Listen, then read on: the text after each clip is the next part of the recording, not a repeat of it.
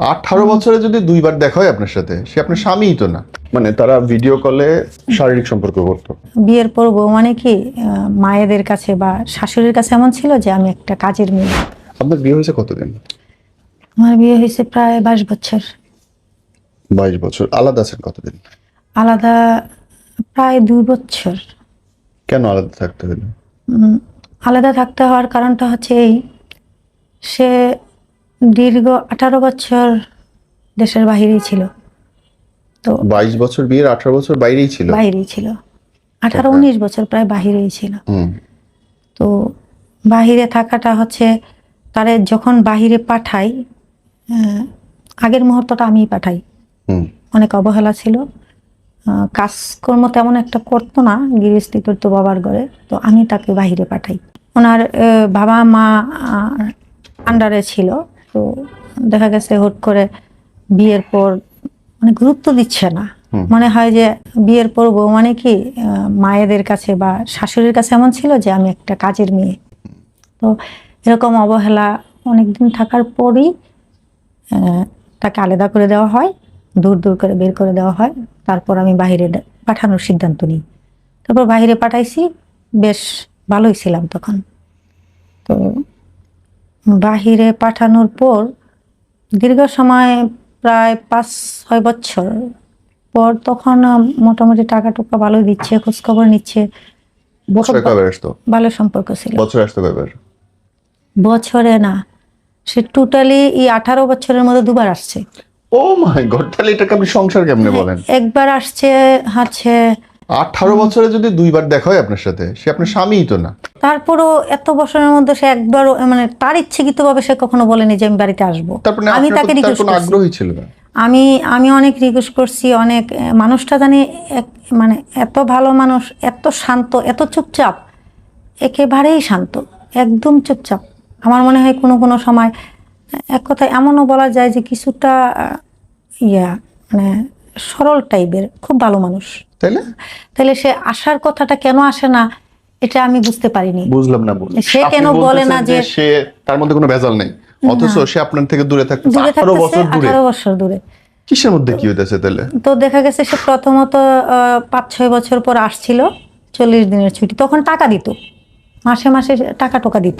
ওর মা বাবার টাকা দিত, আপনার টাকা দিত না, মা বাবা দিত কিনা মনে হয় না, দিত। বাবা শুধু আপনার কাছে পাঠাইতো? শুধু আমার কাছে পাঠাইতো। আর তাদেরকে খরচ দেওয়ার কথা ও দিত কিনা আমি জানি না, কিন্তু আমি মাঝে মধ্যে খরচ দিতাম। হ্যাঁ, দেওয়া তো উচিত। হ্যাঁ, এরকম। তো এরকম দিতাম, তো ওরকম ভাবে চলছিল সংসার। তো এখানে দেখা গেছে তখন আমি কুমিল্লাতে দেবিদ্বারে ছিলাম ভাড়া। তখন আমার শ্বশুর গিয়ে এতটা অবহেলার মধ্যে দেখা গেছে শাশুড়ি কিন্তু পছন্দ করতো না, বা তেমন একটা ছেলে আপনি আমাকে বাজেভাবে জিজ্ঞেস করি, মাফ করবেন। এই যে 18 বছরে মাত্র 2বার আপনাদের সাথে দেখা সাক্ষাৎ মেলামেশা, সে কি শারীরিক ভাবে সুস্থ ছিল? হ্যাঁ, সুস্থ ছিল। পুরুষালী কোনো ঝামেলা ছিল তার? না, ফিজিক্যালি ঠিক ছিল? ঠিক ছিল। আপনার প্রতি তার আকাঙ্ক্ষা ছিল? ছিল তো অবশ্যই। ডাকতাম, একাধিক তাকে ডাকতাম আসার জন্য। তো আপনি ডাকতেন, সে ডাকতো কিনা সেটা বলতেছি। না, সে ডাকতো না। তার একটা কেমন যেন একটা নেশা ছিল। মানে আমার প্রায় বলতো, যদিও কথাটা বলতে এখানে দ্বিধা হয়, তুমি ওভাবে থাকো, ওভাবে থাকো, এভাবে থাকো, ভিডিও কল দিলে। আমি এটা পছন্দ করতাম না। আবার বলেন ব্যাপারটা, মানে ভিডিও কলে সে আপনাকে খোলামেলা দেখতে চাইতো, কিন্তু আমি এটা পছন্দ করতাম না। আমি কখনোই চাইতাম না।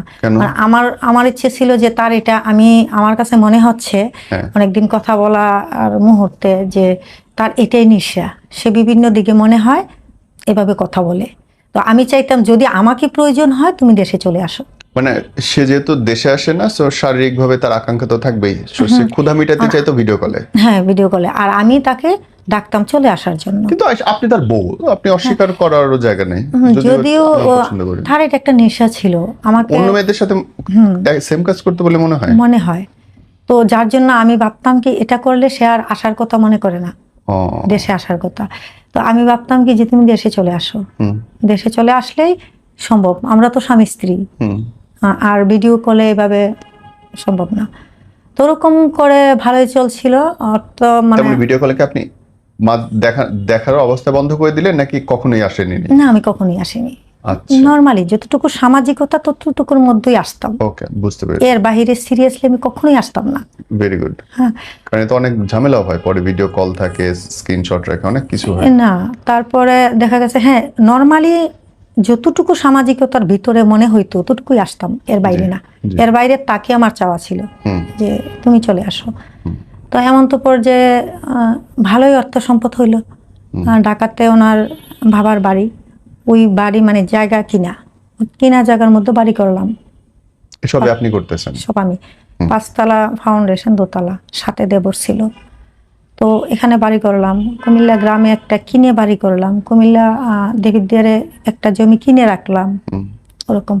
তো ভালোই অর্থ সম্পদ মানে তৈরি করছি। এর মধ্যে আমার নেশাই ছিল মনে হয় এটা করা। আর মাঝে মধ্যে যখন ঘুম আসতো না রাত্রের বেলা, মানে ঘুম আসতো না, খারাপ লাগতো, হ্যাঁ, তো তখন কি করতাম, মানে এলাকার বাজারে দোকানে, ডাক্তারের দোকান থেকে বিভিন্ন ধরনের ঘুমের ট্যাবলেট আনতাম প্রচুর। মানে এমনও সময় গেছে একটানা 3 দিন 4 দিন আমি চোখ মিলে তাকায় থাকতাম, কোনো ঘুম আসতো না। মানে সকালবেলা মনে হয়তো আমি একটা মানসিক রোগী, ওরকম মনে হতো যে মাথাটার যন্ত্রণা, এত যন্ত্রণা করতো প্রচুর। তো ওরকম করে ঘুমের ট্যাবলেট নিয়ে আসতাম, নানা ধরনের মেডিসিন, ব্রেন ঠান্ডার মেডিসিন, এটা সেটা এই সেই করতো। তো ওগুলো খেতে খেতে সময় কাটছিল। বিগত 20 সালের প্রথমে হঠাৎ করে একটা মেয়ে আমাকে ফোন দেয় সৌদি আরব থেকে। ফোন দিয়ে বলতেছে আমি ভাবছি যার কাছে ফোনটা যায় তাকে আমি বান্ধবী বানাবো কিংবা বোন বানাবো। তো ভালো কথা, সে কথা বললো। আমি এটা ভাবিনি এমন কিছু যে সে কারোর সাথে কথা বলে। তো ওই মেয়েটার সাথে আমি বেশ কথা বললাম কয়েকদিন, প্রায় 15 দিনের আগের পরিচয়। 15 দিনে মনে 4-5 বার কথা বললাম। ঠিক সেম ওই মেয়ের আইডি থেকে আবার হঠাৎ করে আমার হাজবেন্ড ফোন দেয় আমাকে। যখন ফোন দেয় তো আমি ভাবছি যে ফোনটা ওই মেয়েটাই দিছে। তো ওই মেয়েটা ফোনটা দিছে, ওটা ভাবছি। ফোনটা রিসিভ করে দেখলাম হুট করে ভিডিও কলে ও। আমি তো আশ্চর্য হয়ে গেলাম, কি ব্যাপার, এই আইডি তো আরেকটা মেয়ের। তখনই মানে ও তাড়াহুড়ো করে কি করলো, ফোনটা কেটে দিল। ফোনটা কেটে দেওয়ার পর আমি মানসিক টেনশনে পড়ে গেলাম। তাহলে কারণ কি, সে আসতেছে না কেন, কারণ কি এটাই, এমন মনে হচ্ছিল। তো ওই মেয়েটার সাথে এটা দেখার পরে সে মানে কিরাটিরা কাইটা বললো যে ওর আইডিটা ও হ্যাক করে রাখছে।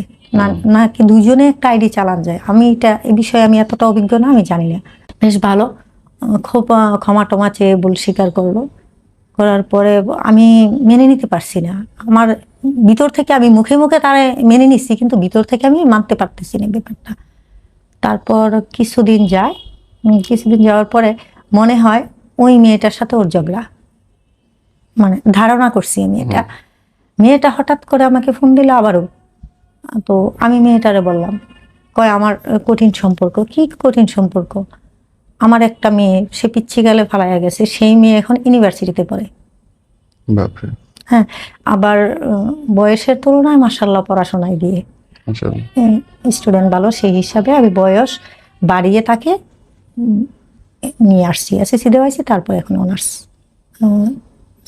সেকেন্ড ইয়ারে লাস্ট, প্রায় 3rd ইয়ার উঠবো, পরীক্ষা চলে আসছে সামনে এরকম। তো আমার একটা মেয়ে, আমার মেয়ে তখন মনে হয় ইন্টার কিংবা এসএসসি, 20 সালে এসএসসি মনে হয় দিছে। তো এসএসসি দিছে, আমার একটা মেয়ে বড় হয়ে গেছে, আমি আছি, কঠিন সম্পর্ক, এটা কেমন কথা? তখন ওই মেয়েটার সাথে আমার অনেকটাই কাটাকাটি হয় যে কঠিন সম্পর্ক মানে বলছে তুমি অসুস্থ, প্রচুর মাথা ব্যথা থাকে, তুমি অসুস্থ থাকো, তুমি কাজকর্ম করতে পারো না। আমি কে বললো? আমি তো সবই পারতেছি, কিন্তু হ্যাঁ মাথা ব্যথা হইতেই পারে, এটা স্বাভাবিক বিষয়। মাথা ব্যথা প্রায় আপনাকে অসুখের রোগী হিসেবে হ্যাঁ মানে এমন প্রেজেন্ট করছে যেন আমি একটা সিরিয়াসলি একটা রোগী, আমাকে নিয়ে তার সংসার হচ্ছে না, ওরকম। তো ওরকম প্রেজেন্ট করছে। তো ওই মেয়েটা কি করছে, কিছু ভিডিও কিছু ছবি ওই মেয়েটার সাথে, ওগুলো আমার কাছে পাঠাইছে।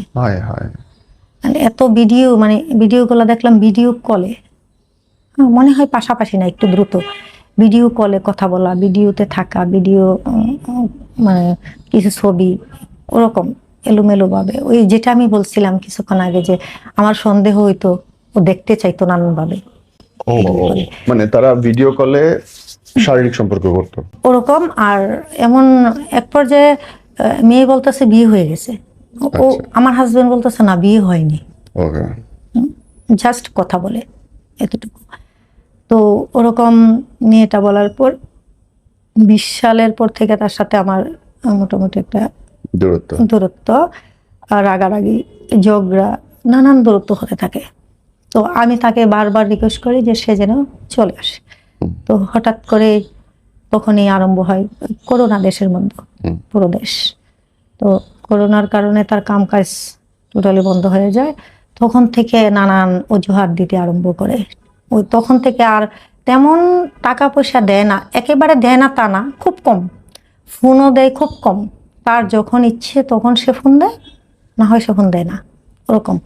তো 20 সাল থেকে অবহেলা শুরু হয়। তো 20 সাল থেকে অবহেলা শুরু হইতে হইতে প্রায় 23 সালের লাস্ট পর্যন্ত। তো এমন এমন অবহেলা তার, মানে এতটা ফোন না, এতটা টাকা পয়সা না, এতটা খোঁজ নিচ্ছে না। তো আমার কেন জানি তার প্রতি একটা অনীহা চলে আসছে যে এমনটা কেন করছে, আর বারবার আসার জন্য রিকোয়েস্ট করছি। তো আর ওই মেয়েটার ওইটা যে ফ্যামিলিতে দেখা গেছে কোনো কোনো সময় আমার শ্বশুরও বলছে সে কি বিয়ে করছে নাকি হাসাই, ওগুলো আমি একেবারেই মেনে নিতে পারছিলাম না। আমার কাছের এই যে 23 সালেই প্রায় লাস্টের দিকে মনে হয় বা মাঝামাঝি, এমন আমার কাছের কোনো এক আত্মীয় রেফারেন্সে 2টা মেহমান আসছে আমার বাসায়, 2টাই ছেলে ছিল। তো আমি আবার খুব মেহমান আপ্যায়ন করি, সব আত্মীয় স্বজন যারাই আসে, দূর থেকে আসে, আমি একদম উজাড় করে আপ্যায়ন করি সবাইকে, এটা হোক বাবার বাড়ি হোক শ্বশুর বাড়ি। তো দূর সম্পর্কের মানে দূরের একটু আত্মীয়রা, তার কোনো এক ফ্রেন্ড বা বন্ধু নিয়ে 2জন আসছিল। তো আসাতে ওরা ঢাকাতে এমনটা বোঝাইলো যে অ্যাভেলেবেল না, ঢাকাতে নতুন আসছে বা আইসা প্রথমবার খুব কষ্ট করছে। তো আমি তাদেরকে নিয়ে, যেহেতু এয়ারপোর্ট এলাকা দক্ষিণখান, তো মোটামুটি ভাবে ঘুরে বেড়াইছি, যেমন চিড়িয়াখানায় গেছি, এয়ারপোর্টে গেছি, ঘুরছি। তো ঘুরে টুরে মোটামুটি আনন্দ, এরা 4-5 দিন আমার বাসায় বেস্ট ছিল। এমন তো পর্যায়ে আমার মোবাইল থেকে, এটার কি বলা হয় আমি বুঝি না, তেমন একটা জিমেল আইডি নাকি বলা হয়, মোবাইল যেটা দিয়ে চলে, যে আইডিটা দিয়ে, তো যাই হোক এমন জিমেল আইডিটা আমার মোবাইল থেকে নিয়ে নিয়েছে। আমার মোবাইল বিষয়ে এতটা গুরুত্ব না, যেখানে সেখানে পড়ে থাকতো, কিছু কাজকর্ম, কিছু সংসারের প্রতি বেশি একটা ই ছিল। তো এরকম অবস্থায় সে কিছু ছবি উঠাইছে, আমার কিছু বলতে অনেক ছবি উঠাইছে। তো আমার বাসায় 7 আপ আনছে একাধিকবার। তো 7 আপটা খাওয়ার পরেও কিছু ছবি উঠাইছে। আমার একটু সন্দেহ 7 আপের সাথে হয়তো বা কোনো কিছু থাকতে পারে ওরকম। তো বেশ আমার কয়েকটা ছবি রয়েছে, কিছু কিছু ছবি আছে যে আমি বুঝতে পারতাম যে আমার হাত ধরে ছবি নেওয়ার চেষ্টা করছে, আমি দেইনি, এমন তো অবস্থায় ছবি উঠাইছে। আর যখন 7 আপ খাইছি তখন বেশ ভালোই ছবি উঠাইছি, বেশ কয়েকটা ছবি উঠাইছে। তো মোটামুটি ভালো একটা সম্পর্ক ছিল, মানে এক কথা বলা যেত যে খুব ভালো ভাবতাম, খুব ভালো জানতাম, ফ্রেন্ডলি হোক বা কাছের আত্মীয় হোক এমন আর কি। তো ছবিগুলো উঠাইয়া এক পর্যায়ে মানে ব্ল্যাকমেল, সে আমাকে চায়, আমাকে বিয়ে করতে চায়। তো আমি দূর থেকে যখন ব্ল্যাকমেল, কিন্তু সে, তার বয়সটা ছিল কম, ছেলে বয়সের ছিল মনে হয়, আমাকে বলছে তার বয়স 26-27, কিন্তু দেখে মনে হচ্ছে 22-23। আচ্ছা, ওরকম। তখন আমি বললাম এটা কি আদৌ সম্ভব? আমার মেয়ে যেহেতু কলেজ পড়ু আমি, অতএব আমার সংসার আছে, আমার ফ্ল্যাট, আমার বাড়ি, সম্ভব না। হ্যাঁ, ফ্রেন্ডলি কথা বলা যায়, এর বাইরে কিছুই না। তো বলল যদি আমার কথা মানা না হয় তাহলে আমি মানে এটা আমি দিয়ে দেবো আত্মীয়দেরকে। আমি কি দিয়ে দেবে, যে আমার কাছে অনেকগুলো ছবি আছে। যাই হোক, এক পর্যায়ে এই ছবিগুলো সে আমার হাজবেন্ডের কাছেও দিয়ে দেয় এবং ফেসবুকে ছেড়ে দেয় আমার ছবিগুলো, টোটালি ব্ল্যাকমেল। তো এটা নিয়ে আমি কিরকম ছবি? ছবিগুলা যেমন আমার হাত ধরে রাখছে, আমার এদিক দিয়ে আছে, আমি এক পর্যায়ে শুয়েছিলাম, আমার মানে পাশে দিয়ে মনে হয় এদিকে হাত ধরে বা ছবি উঠাইছে ওরকম। মানে অশ্লীল ছবি তো না না? না, ওকে, পোশাকের বাইরে অশ্লীল কোনো ছবি নাই আমার, ওকে, অশ্লীল কোনো ছবি নেই। জি, তো ওরকম কিছু ছবি ফেসবুকে ছেড়ে দিল, তো দিছে পরে আমার হাজবেন্ড খুব রাগ, মানে আমার বড় ভাইয়ের কাছে পাঠাবে, ওভাবে ওখানে ওখানে দিবে। তো আমি আবার বলতেছি যে আমি তোমাকে খুব রিকোয়েস্ট করতেছি বাড়িতে আসার জন্য, তুমি আসো না। আমার উপর একটা চক্রান্ত চলছে, মানে এমন দেখতেছি যে আমার কোনো গার্ডিয়ানও নেই, আমি একা একা যুদ্ধ করে বাঁচতেছি। সঠিক। তো একা একা যুদ্ধ করে বাঁচতেছি, মানে একটা কেয়ারিং আছে না যে সে জি। দেশে থাকে কি করে আমি একটু দেখি, বা একটা কাজ করতেছে স্বামী বাড়ির না কাজ, থাকলে, একটা গার্ডিয়ান, ছেলে গার্ডিয়ান না থাকলে একটা মেয়ের অনেক ঝামেলা দেশে, অনেক অনেক ঝামেলা শত্রু হয়েছে। লাগে না, অটোত্তরই হয়ে যায়। হ্যাঁ, শেষ এ পর্যন্ত এমন কিছু দেখছি যে নিজেদের আপন মানুষগুলোও যেন অবহেলা করছে ধীরে ধীরে। সত্যি সত্যি আমার গার্ডিয়ান নাই। সত্যি এটা। হ্যাঁ, প্রত্যেকটা আপন মানুষ, বাবার বাড়ি, আন্টি শ্বশুর বাড়ি, গার্ডিয়ান না থাকলে একটা মেয়ের খুব মুশকিল। একেবারে এতটা অবহেলা, মনে হয় যে আমি ভুল না করলেও আমার চেয়ে আমারই জঘন্য দোষ। খারাপ মনে হয় যে আর কোনো দেশেই নাই এরকম। Right, right, right. এরকম অভিযোগ দিচ্ছে, তখন আমি তাকে বারবার বলতাম আসার জন্য, কিন্তু আসবে, বিষয় পতাকা নাই, কাগজপত্র নাই, এটা করে দেয় না, ওটা করে দেয় না, ওটা বলতো, বলে বললে আসবে। তো এক পর্যায়ে এই ছবিগুলো নিয়ে ভাইদের কাছে দিল, তো বোনদের কাছে দিল, বোন জামাই, বড় দুলাভাই, ভাই সবাই আমার সাথে একটু রাগারাগি করলো। তো আমি বললাম তো সিরিয়াসলি এমন কিছু না, তো ছবিগুলো উঠাইতে চাইছে আমি দেইনি, তো ওগুলো কিভাবে উঠাইছে আমি জানতাম না। কয় ছেলেটা বাজে, আমি বলি না, আমি তো দেখছিলাম খুব ভালো এবং ভদ্র, আমি তো জানতাম না যে সে এরকম। তো যাই হোক, এক পর্যায়ে এটা আমি একটা জিটি করে, অনেক কষ্ট করে, কেউ হেল্প করেনি আমার, এমনকি আমার হাজবেন্ডটা, আমার হাজবেন্ডকেও আমি বলছি যে যদি আমার কোনো ভুল থাকে, যে শাস্তি দিবে আমি সেই শাস্তি মাথা পেতে নেব। তো তাকে আমি বলছি সবকিছু, বলার পরে মানতেছি কি না, কিছুই হচ্ছে না, চুপচাপ, কোনো গুরুত্ব দিচ্ছে না। এতটা মানে একটা আছে না, যেটা কেন হলো আমি দেখবো, বা এটা যাচাই করে দেখি, বা তুমি ভুল, মানে এদিকেও না সেদিকেও না, মাঝপথে খারাপ, তুমি খারাপ। তো যাই হোক, তো এক পর্যায়ে এটা আমি জিটি টিটি করে অনেক এটা নিয়ে পড়ে এটার আমি ওই আইডিটা ক্যান্সেল করছি, আইডিটা।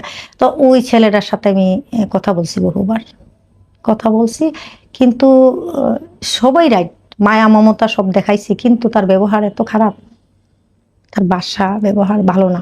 তো সেই ক্ষেত্রে তাকে আমি অ্যাভয়েড করছি, ঠিক আছে, তার দ্বারা আর কিছু হবে না, তার উপর ই করে। তো যাই হোক, ওটা আমি যে আইডিটা ছিল ফেসবুকের আইডিটা, ছবিটা ছাড়ছে আমার নামের আইডি দিয়েই, আমার নাম দিয়ে আইডি বানিয়ে তারপর ছাড়ছে, ওই আইডিটা আমি ক্যান্সেল করছি অনেক যুদ্ধ করে। এটার জন্য আমি বহুত কষ্ট করছি, আর আত্মীয় স্বজন, আপন মানুষ সবাই মিলে তো মানে আমার সে নোংরা মনে হয় আর কোনো মানুষ নাই এই ছবির জন্য। তো যাই হোক, তো আমার হাজবেন্ড তো এমনি ঠিক মতো ফোন দিচ্ছে না, টাকা পয়সা দিচ্ছে না তেমন, তাহলে এটা তো একটা তার জন্য প্লাস পয়েন্ট, আরো ফোন আরো বন্ধ। তো এমন কি পর্যায়ে যে অর্থ সম্পন্ন অনেক করছি, আমার ঘরে খাবার নেই, এমন পর্যায়ে চলে আসছি। তখন আশেপাশে যারা ছিল, যাদের সাথে একটু ভালো চলাফেরা ছিল, এই 1,000 টাকা 2,000 টাকা এনে এনে বাজার করে, মানে অনেক কষ্ট, মেয়ের ইউনিভার্সিটির খরচ কিছুতেই জোগাতে পারছি না, এখান থেকে ওখান থেকে বোন ভাইদের কাছ থেকে খয়রাতির মতো করে যাচ্ছি।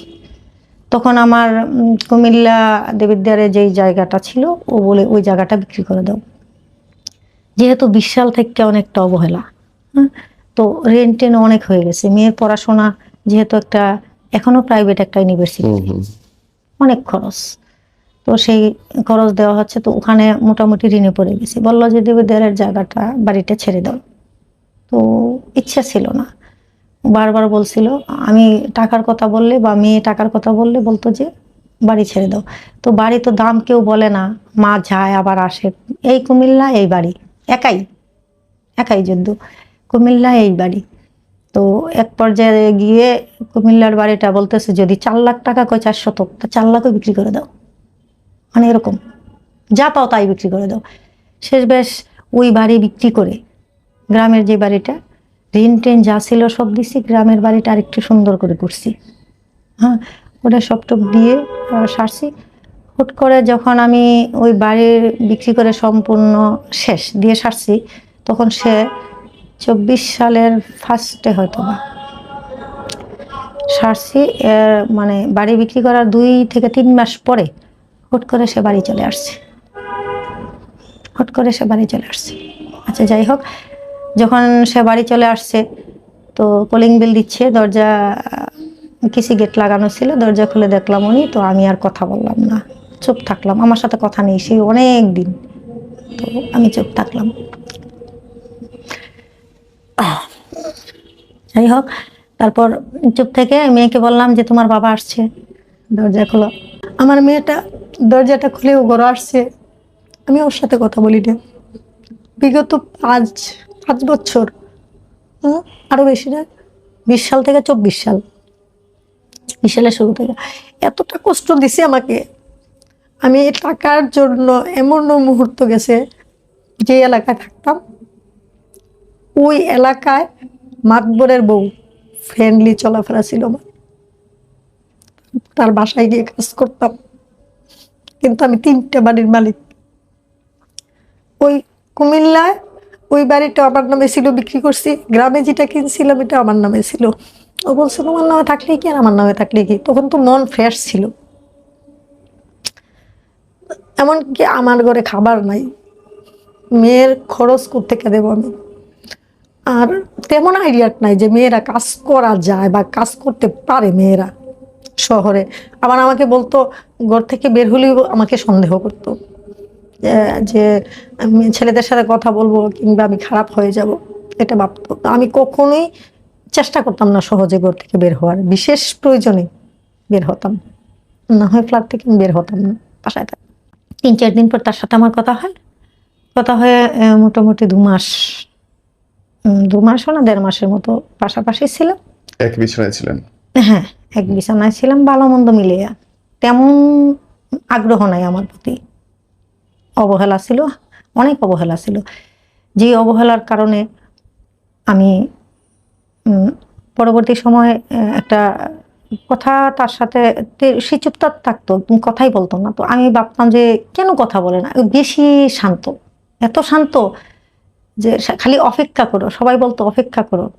খুব ভালো মানুষ, শান্ত মানুষ, কিন্তু অপেক্ষা করতে করতে জীবনটাই যে চলে গেল। আইসাও দেখা গেছে রাগ করে থাকে, 4 দিন 5 দিন 7 দিন কথা না বলেও থাকতে পারে, বা একই বিছানায় থাকতে হয় না, সে অন্য কোথাও চলে যায়, ওরকম আলগা। তো এক পর্যায়ে তার ফ্যামিলিতে আবার একটু ঝামেলা আছে। 5 বছর যেমন আমারে টাকা পয়সা দেয়নি, তার বাপ মার খবরও নেয়নি। সে কি আরেকটা বিয়ে করছিল তাহলে? না, বিয়ে করছে না। দেশে? না, বিয়ে এখন কি করছে না। আপনাদের ডিভোর্স হয়ে গেছে? না, ডিভোর্স হয়নি। তাহলে ঝামেলাটা কোথায় বোন, আমি বুঝতেই পারলাম না। ঝামেলাটা এখানেই, তার আমার প্রতি কোনো মায়া মমতা কিচ্ছু নেই। এক 18 পর্যায়ে বছরের 22 বছরের সংসার, 18 বছর দুজনের দেখা নাই, 18 বছর 22 বছরে কিচ্ছু এসে নেই, মাত্র একেবারে 2 বোন। অবহেলা। এর মধ্যে তো আসলে সংসারটাই বলা যায় না যে আপনাদের সংসারই হয়েছে, দায়িত্ব পালন করে গেছে স্বামী হিসেবে সামান্য। তারপরও শেষ মুহূর্তটা আর করেনি, পরের 5-6 বছর আর করেনি, শুরুতে করতো অনেক।